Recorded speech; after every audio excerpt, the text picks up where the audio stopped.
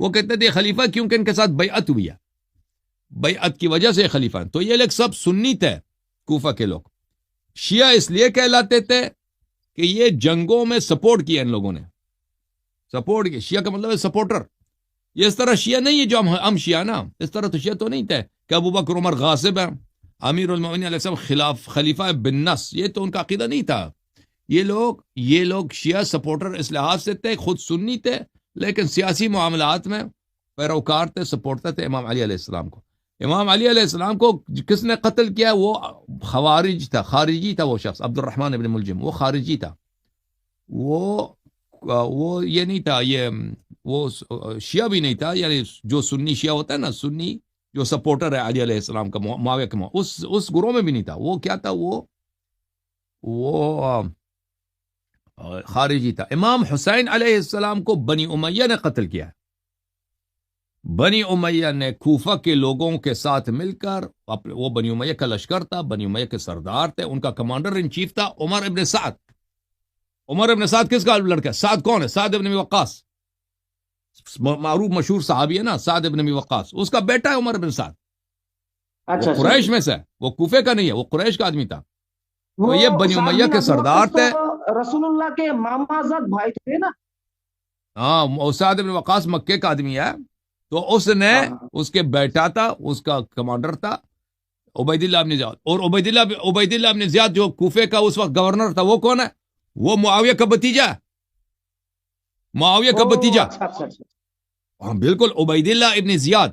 زیاد کون ہے؟ زیاد ابن ابی، جس کو کہتا ہے نا زیاد ابن ابی، جس کو معاویہ نے کہا کہ یہ میرا بھائی ہے. کہا کہ میرے باپ نے اس کی ماں کے ساتھ جاہلیت میں زنا کیا تو اس لیے میرا بھائی ہے. اس نے بھی قبول کیا جی کہ میری ماں زانیہ تھی. تو وہ اس نے اپنے کزن کو، عبید اللہ ابن زیاد اس کا کزن تھا، اس کے چچا کا لڑکا.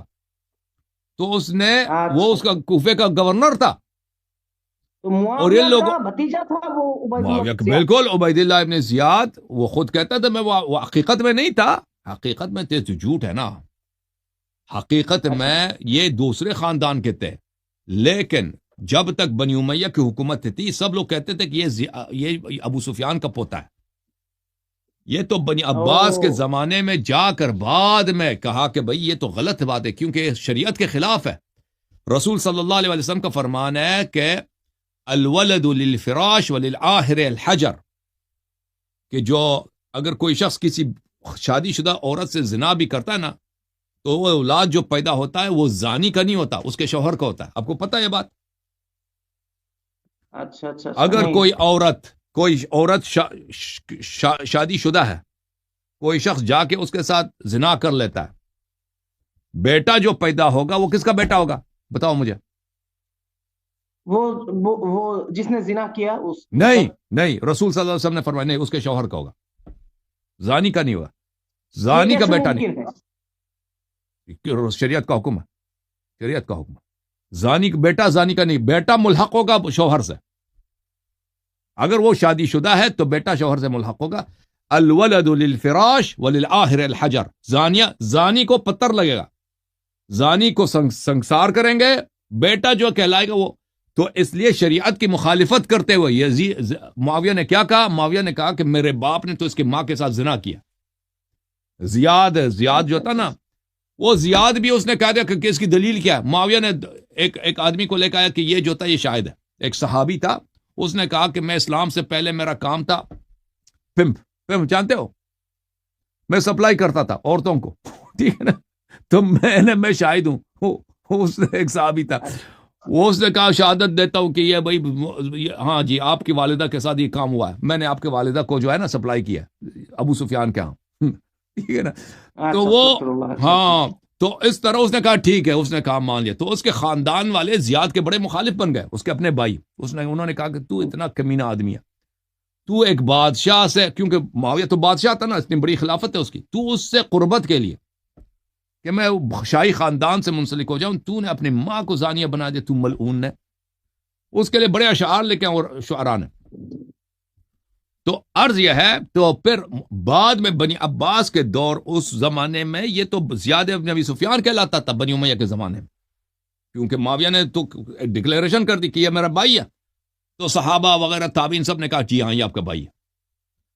تو بعد میں مسلمانوں نے، مجتہدین نے، محدثین نے، علماء نے کہا یہ تو شریعت کے خلاف ہے، رسول صلی اللہ علیہ وسلم کے فرمان کے خلاف ہے کہ زانی کو تو بیٹا نہیں ملتا، زناکار کو بیٹا ملحق ہی نہیں ہوتا، بیٹا تو ہمیشہ شوہر کا ہوتا ہے، ٹھیک ہے نا؟ کوئی اچھا، تو زنا بھی بات کر دے، تو یہی ہاں ہوا زنا نا کر کہ بھی دے، کوفہ کے جو بیٹا لوگ شوہر تھے، کا ہوگا۔